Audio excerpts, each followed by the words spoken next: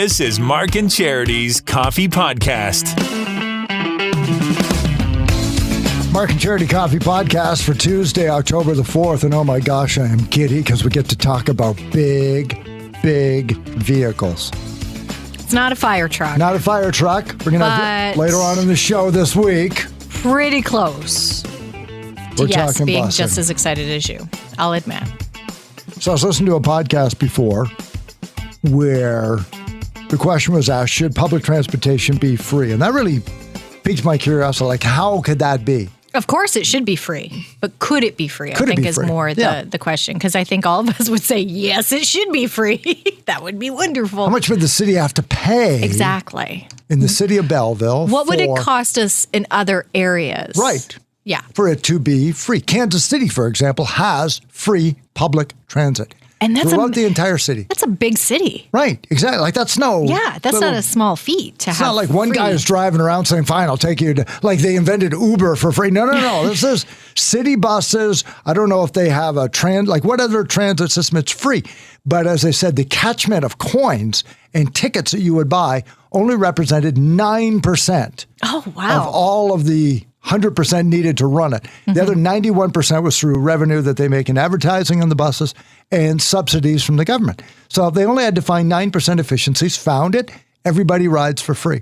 So it got me wondering what it would take to make that work in Belleville. And I have no idea who to contact.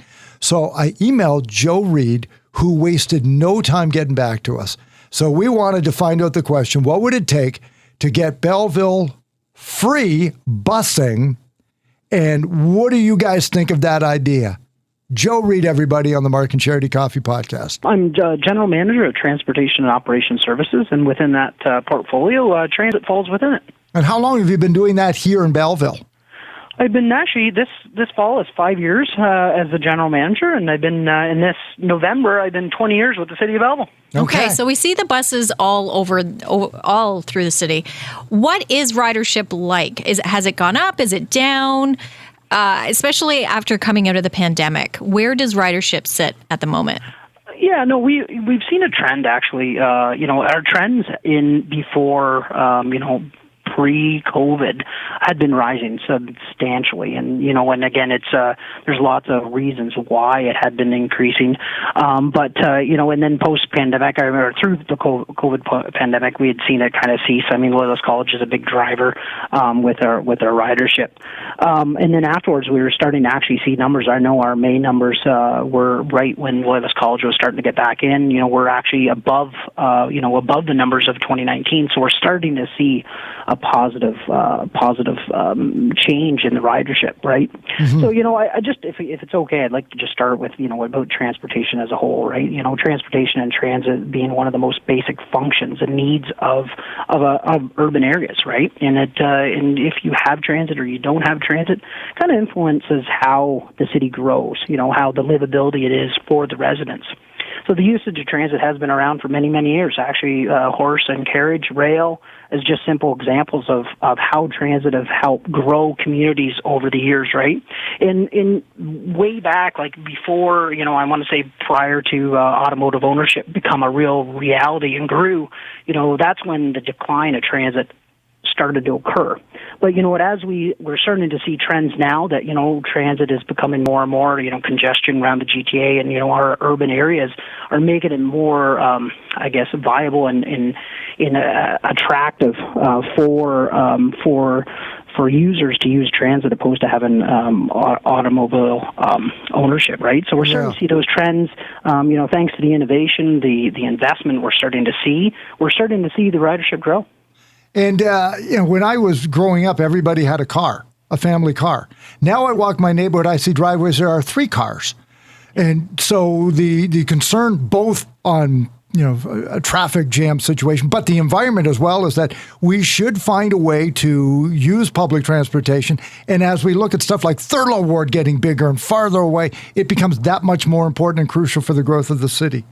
Yeah, absolutely, Mark. And we're starting to see we've been seeing that over the last number of years, and we just our city council approved in the 2022 operating budget a service delivery review, a master plan for our transit service, to help guide us over the next 5, 10 and years and beyond, because we're seeing the growth, and a part of that, the study is going to obviously undertake a review of how we implement new transit systems and routes within new growth areas, such as Potters Creek and you've spoken Ward 2 and North 401, and we're going to have to see and plan for that in the future, right? And put strategies in place so we adapt that, right? And not to mention, as we're seeing people coming from the GTA area to Belleville, they're used to the TTC, right? Like they're used to transit to get anywhere within that GTA area, and we need to adapt that and be ready for that future growth that we're going to see in the when we're already seeing it. The growth, as I said earlier, our month of May has already grown compared to what we were in 2019. So it's a good indication. But as a part of the service delivery review, we're going to look at different strategies too, because we need to also build a culture of transit, within our community, and we want to build that, the shift in the process. Will include education and stuff like that, and we want to build a generation that is using the transit in a way that they've never seen before. Joe Reid of the City of Belleville and Transportation on the Mark and Charity Coffee podcast today. And Joe, I want to thank you for coming on, because it piqued my curiosity when I heard another podcast talking about major cities in the United States, and maybe it is a question of size. Kansas City, for example, has free public transportation. Mm-hmm. Boston is trying to make it work. They have pilot projects for some sectors like students or seniors. What is your view on that? And could Belleville ever get to a point with, sort of our size that we could ever get to free public transit? That's a great question. Again, it's what the community wants and needs, right? And that's kind of where we need to make sure we're responsible and fiscally responsible. Mm-hmm. Currently right now, the city of Belleville, and it is a fact, we are about a 40%, cost recovery ratio on our fares and stuff like that. So, 40%? So we need to make sure we're doing that. And we also, when we do capital expenditures like our bus stop upgrades and stuff like that, I know you've probably seen it along Dundas Street over the last couple of years. We've been doing, make sure we're accessible, concrete pads where you can stop and get on the bus, right? Those are all our things that we're making sure that our capital expenditures are paid through our gas tax, and so that way it isn't user rate funded. So we're always looking at, strategically on how we pay for these things, and and again, we talk about growth and building a culture, and maybe the service review will talk about having a high school program where it's free pass with high school students. Like I know other communities such as City of Kingston's doing that, and I know the City of Belleville has talked about that. We have had a discussion with our transit advisory committee, and we have had a discussion with the school board. There's lots of moving parts behind the scenes to make stuff like that work. Oh yeah. But those are things that we are thinking about. We're trying to look at in the future, and I'm sure this review and master plan will identify other opportunities for us to continue to build our ridership. Yeah, when you said 40%, I lost my breath. Because Kansas City made it work because their retention rate from the fare boxes was 9%. Yeah. So they only had to find 9% efficiencies. And they said we can do that because basically they figured 10% of people were jumping in the back doors and not paying anyway. And the cost of trying to police that and everything, it was like, why do we just eliminate it? There's no stress, there's no problem. But 40%, boy, how do you possibly come up with that shortfall? Yeah, no, and that's exactly it. I mean, it's stuff like that. But again, that's all things we factor in. And, we're my transit manager that is Paul Buck, and he's highly involved with the Ontario Public Works or Ontario Public Transit Association and CUTA, which is the Canadian Urban Transit Association. And he's at the different. He has working groups, and they talk about different. And we're as a community, and Belleville Transit's faring very well after COVID, and we've got lots of advancements, and I think that's part of the reason why we're having good ridership is because we've invested. Our council has seen the need of our transit system, and they've invested. We've got now AVL systems like a Consat system that we in real time can watch. Our supervisors are able to watch where the buses are, if they're behind, they're forward, and we actually have the BT Let's Go app, which tells the driver or tells users if they stop, the bus is going to be there in 2 minutes and 30 seconds. Like, it's the technology we've embraced, and council supported us on doing so, and the vision that we've had is helping us with our ridership, and that's helped us with those cost recovery the ratios. So moving forward in the future, Joe, you personally, how do you want to see the transit move forward here in Belleville? What's your hope for the future? Well, I think, the future is to continue to grow, steady growth. Again, Rome wasn't built in a day. Again, it's nice to sit back and see gradual growth of our system. Our transit drivers do an amazing job, but they've got lots of concerns that are going on with the routes and stuff. And through this master plan, we're going to be able to look at how our routes are managed, how they're where efficiencies are. There are some routes that are that are too close together to other ones that maybe we can then take those and spread them out into other areas. So, again, just continuous growth, continuous improvement is always something that's big in my mind that helps us as a community. And, and I know our council is very supportive of transit, which has been amazing, and look forward to the future.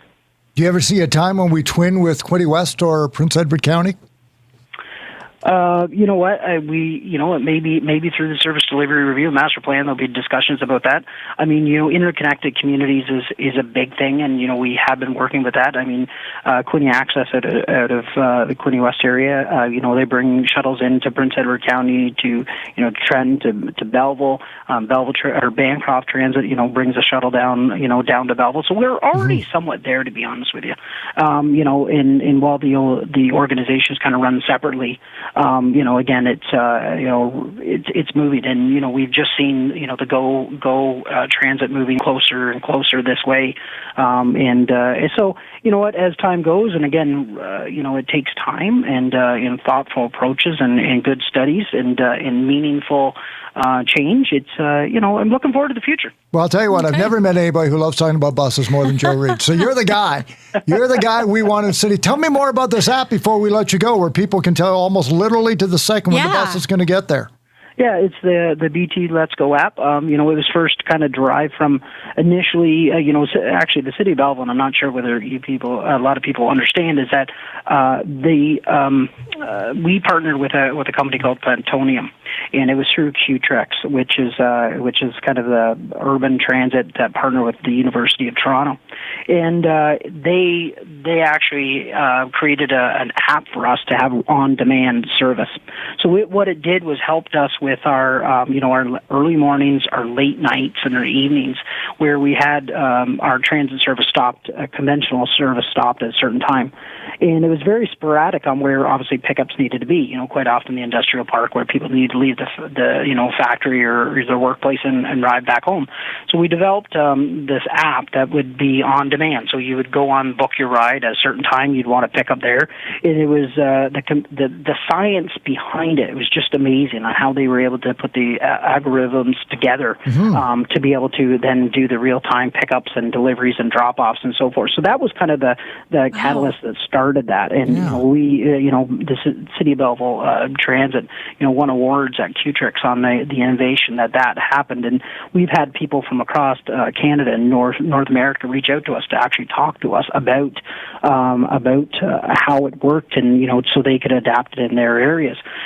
And so that was kind of the start, and then and then we developed the app with that you can go on, book your, like, you can see where it's btletsgo.ca, and you can download the app and you can have it on your phone, and you can obviously see where the rides are coming and stuff like that. So it's we're moving leaps and bounds, and I want to say thanks to Paul Buck. Paul Buck is a senior is our manager of transit here in the City of Belleville, and he brings a wealth of knowledge. He'd worked in a couple other organizations across the province, and he is very understands the transit industry very, very well, and brought those initiatives to Belleville. And as you work on this master plan, will there be a public input phase where you'd like people to know about it? Yes, absolutely, and they'll be communicated through our social media channels and obviously media releases and so forth. Okay. But it is important when we do get to that public consultation stage. We want to hear from people. We want to hear what needs they need for the future, what they've enjoyed, what they don't want us to change,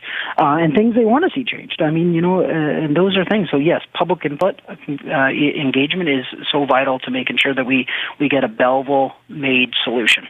Okay, and if you could send a bus over to Charity's place on snowy days. Yeah, that would be great. If you could make it to Trent Hills. Well, I think the technology's improved enough. She can probably phone in and do her job from home. Yeah, well, there's that too. Yes, there's that too. There is that. No more snow days. Joe's got an answer for everything. Joe Reid from the city of Belleville, Joe. General Manager of Transportation. Thank you so much, Joe. We really appreciate it. Yeah, thanks, guys. Have a great day, okay? You too. Thanks, Joe. Cheers. He was great. I can't imagine what he would have done if buses hadn't been invented. Yeah, I was going to say, you want to talk about someone who loves their job. He loves it. And I'm glad he's here. Yeah. I don't even. Right? You were sitting, and when we were talking with Joe, I remember we were sitting here and he just talked. We didn't have to. We didn't have to ask. We didn't have to really guide or direct. It just came. Like it just flowed from him. And I'm thinking about the app. How I would look and say almost to the second how far it is from the stop. Oh my gosh. And then thinking that they get other communities because we always assume in Belleville somebody else is something better. Mm-hmm. We never assume municipally that we have something other people cherish. Yeah. Other than maybe the Bay. Everybody, that's just a fact of human nature. We always think somebody else's city is better nicer. than ours. The grass is always greener, yeah. But that's just great to hear and to use our podcast and how to get helpful. that out. Oh, my gosh. Yeah. Incredibly helpful for everyone to have that. So, and we're going to call you a stakeholder. If you get on buses, get online and answer that survey because what you say can make a very big difference in the way it kind of moves forward. And maybe we put the little germ in there about, high school students may get to ride for free. And because it's such a great idea. So if that's the difference between a kid being able to stay after school for a program or a sport and not if they miss their school bus, because they can't afford months worth of then they don't do it. There's the other side of it job too with the carbon footprint. And you don't necessarily have to go that way, but you can't help but think if it was free, how many more people would use it and not drive their car? Mm-hmm. And actually save on gas and pollution and congestion on our roads. Maybe it doesn't feel like it's that bad here, but it is. There are times where the city of Belleville is full. So if public transportation was free, it's been proven. You said Kansas City. People would use it if it was there. If they free shuttles down to waterfront, right? $5 Which to they park already your car have. or free shuttles. Mm-hmm. How many people park at the Quinte Mall to take the free shuttle? Loads. Exactly. Friday night, we saw it during the Leafs and Sens game. Loads. People were parking at the Quinte Mall and taking the bus over. Yeah. So what if it's there, if it we'd passes use it. your door and you don't use it, what if it was free? Or what if it was subsidized? Or again, as he said, 40% of the it's a cash. little different then. So it couldn't be done. But it's just great that they think about this sort of stuff and they couldn't put be that done much. now. Yeah. In the future. Just things, Who right? knows? Things. Yeah. You tuck it away. Yep. And if anybody can come up with it, Joe Reid can come up with it. Exactly. If they know what they need, then okay, let's start to plan and see if we can kind of get there. Yeah. We'll creep along and we'll get there. So one day it will be free. And I have a feeling they're having a meeting going, Mark and Charity are on to us. Oh boy, they're starting to pay attention. Joe, thanks very much, man. We appreciate it. And get that survey on their website. It's Mark and Charity Coffee Podcast tomorrow. Kids Can't Wait Radiothon. Zoe will be on the show as well as various other guests we had looking to raise, about $100,000 tomorrow? Third annual for the Children's Foundation here in the Quinte area. It's a big day. It's going to be a good day, a fun day. Zoe's going to join us and tell us all about it. All coming up tomorrow. It's a Mark and Charity Coffee Podcast. Enjoy today. We'll talk tomorrow.